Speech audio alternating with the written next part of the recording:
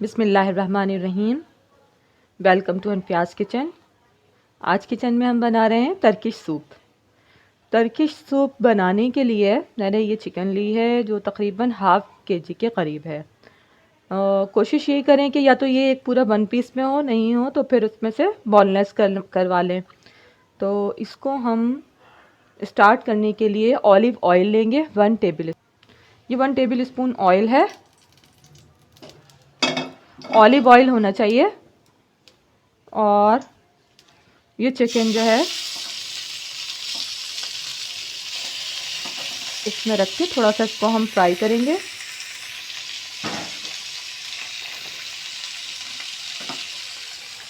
ताकि इसकी स्मेल भी ख़त्म हो सके और ये कुक भी हो जाए थोड़ा। इसका कलर जो है वो चेंज हो गया है। अब ये 1 टेबल स्पून सॉल्ट इसमें ऐड करेंगे।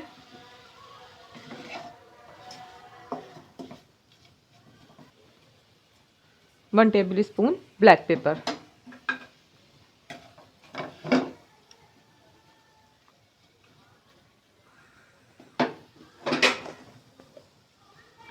इसमें हम ये पानी ऐड कर रहे हैं और इसको 20 मिनट्स के लिए कुक होने देंगे। फुल फ्लेम पे इसको रखेंगे। जब ये पकना शुरू हो खूब अच्छी तरह, इसको 20 मिनट्स तक फिर पकाना है। 20 मिनट्स हो गए थे। मैंने ये चिकन को बाहर निकाली है और अब इसको इस तरह से इसके मोटे मोटे से रेशे कर लेंगे।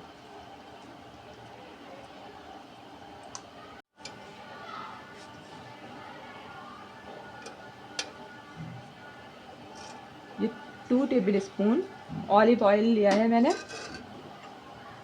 और ये प्याज, एक मीडियम साइज़ की प्याज है, तो थोड़ा सा फ्राई करेंगे इसी ऑयल में।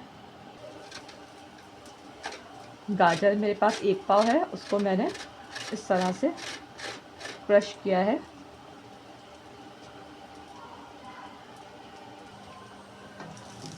प्याज सोते हो गई तो ये गाजर जो है उसको ऐड किया है। आज मेरा छोटा बेटा बहुत खुश होगा क्योंकि उसका फेवरेट सूप बन रहा है।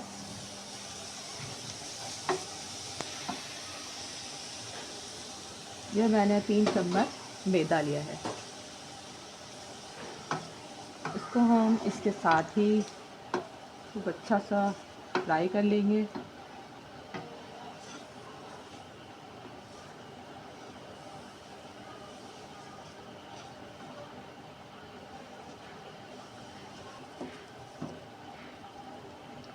गरम मसाला तकरीबन 1 टेबल स्पून के करीब है।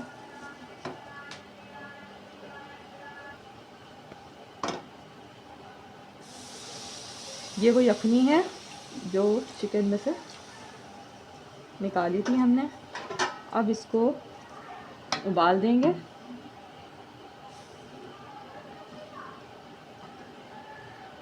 अब जबकि ये पकने लगा है तो इसमें ये चिकन ऐड करते हैं। पास्ता, इसको मिक्स करेंगे।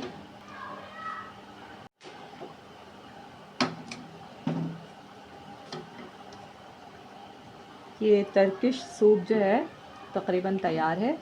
इसमें मैंने 1 टेबल स्पून सॉल्ट ऐड किया था जो कि थोड़ा लाइट है, इसलिए मैं इसमें हाफ़ टेबल स्पून और ऐड कर रही हूँ। और इसी तरह ब्लैक पेपर भी हाफ़ और ऐड किया।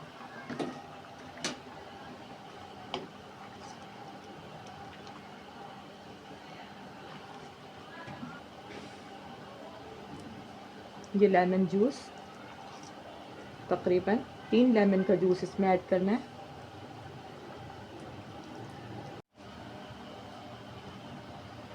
अब पार्सले क्योंकि अवेलेबल नहीं है इसलिए सब्स्टिट्यूशन